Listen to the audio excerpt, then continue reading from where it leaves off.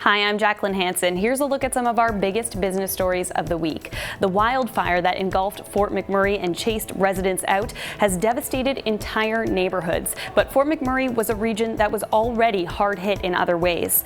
Fort Mac used to be known as a boom town, but low oil prices burst the bubble. Work became more difficult to come by. And now this.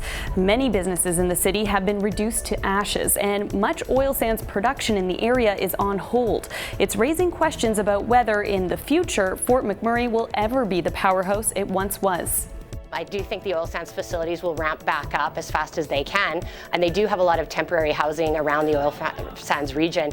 But there's many people that will not have jobs to go back to, right? Businesses in Fort McMurray that have been burned down, and so I think we will see more loss of employment because of this devastating wildfire. Oil prices spiked at times this week because of the wildfire in Alberta. Markets were reacting to the disruption in supply there. Meanwhile, the Canadian dollar fell. It was only a week ago that we watched the Loonie soar to 80 cents US. It's since retreated from that peak. It traded in the 77-cent US range, dragged down by data that showed Canada's trade deficit was much larger than economists expected.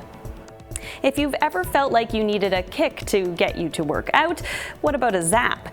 The makers of a headband that gives a low-voltage shock to the brain claims it can be used to improve athletic performance. The wearable device was tested by elite athletes. Now it's available to consumers, but buying one is not a no-brainer for some researchers.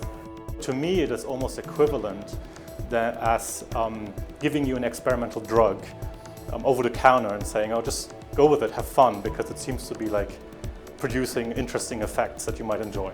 Do it at your own risk, but I wouldn't. For all of these stories and more, go to cbc.ca/business and join us on Twitter @CBC Business. I'm Jacqueline Hansen. See you in 7 days.